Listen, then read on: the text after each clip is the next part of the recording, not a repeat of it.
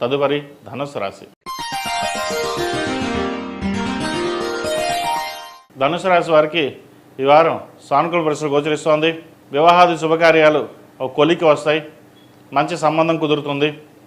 ఎప్పటి నుంచో వివాహం అవక సంబంధాల కోసం వేచి చూస్తున్న వాళ్ళకి మంచి సంబంధం కుదురుతుంది. అలాగే సంతాన విషయ వ్యవహారాలు చక్కగా ఉన్నాయి. సంతానం అభివృద్ధి బాగుంటుంది. సినిమా రంగాల వారికి, రాజకీయ నాయకులకి కొంత అనుకూల పరిస్థితి గోచరిస్తోంది. అలాగే వ్యాపారస్తులకు, అలాగే సాఫ్ట్వేర్ రంగంలో ఉన్న వారికి, బ్యూటీషియన్స్, కాస్మెటిక్స్, చిరు వ్యాపారస్తులకు, ఈ రంగాల వారికి చాలా అనుకూలంగానే ఉంది. అదేవిధంగా భూ సంబంధించిన విషయ వ్యవహారాలు, రియల్ ఎస్టేట్ రంగం వారికి అంత అనుకూలంగా లేదు. ఏదైనా వ్యాపారం ప్రారంభించాలంటే ఒక 45 రోజులు ఆగిన తర్వాత ప్రారంభించడం చెప్పదగినది. భాగ్యంలో కుజకేతువులు ఉన్నారు. స్టాక్ మార్కెట్కి దూరంగా ఉండడం, ఎందుకంటే స్టాక్ మార్కెట్లో ఇన్వెస్ట్మెంట్ చేస్తే అది ఆవిరైపోతుంది. ఎవరికైనా డబ్బు ఇస్తే మళ్ళీ తిరిగి రాదు. ఇటువంటి విపత్కర పరిస్థితులు జాగ్రత్తగా ఉండడం అనేది చెప్పదగిన సూచన. ఏదైనా ఇన్వెస్ట్మెంట్ చేయదలుచుకుంటే కొద్దిగా ఇన్వెస్ట్మెంట్ చేయండి. ఒక 2 నెలల తర్వాత వాటి మీద ఫోకస్ పెట్టి మళ్ళీ ఇన్వెస్ట్మెంట్ చేయడం అనేది చెప్పదగింది.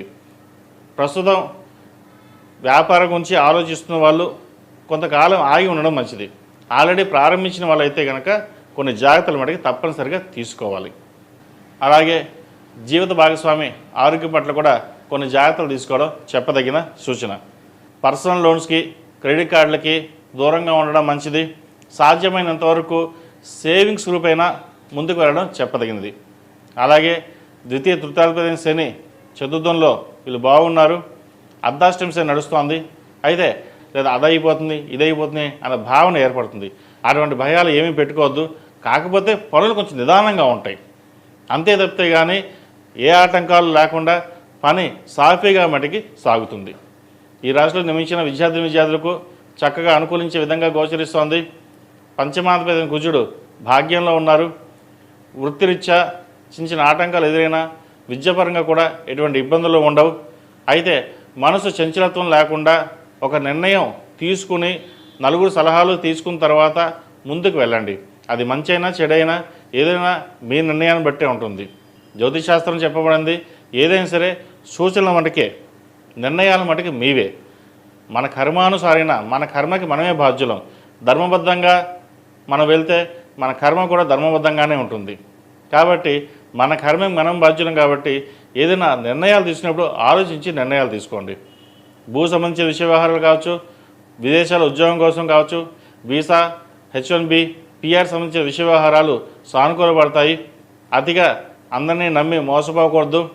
ఏదైనా నలుగురిలో ఒక డిగ్నిటీగా ఉండాలి, మనకంటూ సాధించుకోవాలి, ఉద్యోగం సంపాదించాలి అనే తపన ఎక్కువగా ఉంటుంది.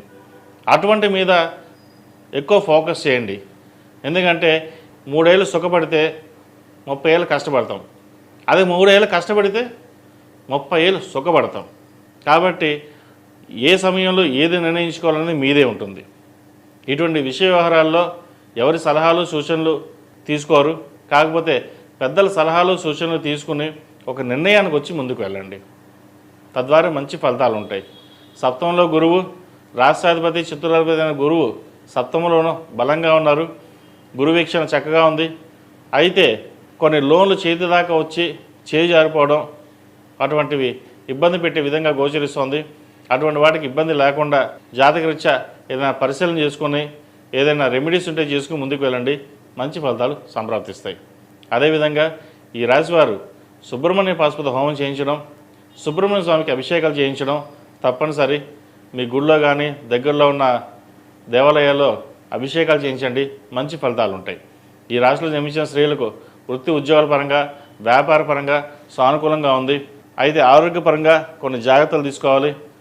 వివాహం కోసం ప్రయత్నిస్తున్న వారికి మంచి సంబంధం కుదురుతుంది. సంబంధ విషయంలో ఆచితూచి వ్యవహరించాలి. వచ్చిన సంబంధం బాగుందా కాదా అన్నీ పరిశీలించుకున్నాకే ముందుకు వెళ్ళండి.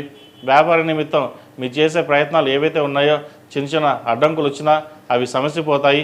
అలాగే ఉద్యోగంలో ఎటువంటి మార్పులు మీరైతే కోరుకుంటారో ఆ మార్పులు వచ్చే అవకాశం గోచరిస్తోంది. ప్రభుత్వ పరంగా రావాల్సిన బెనిఫిట్స్ ట్రాన్స్ఫర్ కావచ్చు, అయ్యే అవకాశాలు గోచరిస్తోంది. గట్టిగా ప్రయత్నాలు చేయండి. మంచి ఫలితాలు ఉన్నాయి. ప్రభుత్వ ఉద్యోగులకు మంచి సానుకూల పరిస్థితులు గోచరిస్తోంది. పెద్దల అండదండలు లభిస్తాయి. సహోద్యోగులతోటి మంచి స్నేహం ఏర్పడుతుంది. మీరు ఏదైతే కోరుకుంటారో అది ఈ వారం నెరవేరే అవకాశం గోచరిస్తోంది. అయితే దీనికి గాను కొంచెం కష్టపడడం చెప్పదగిన సూచన.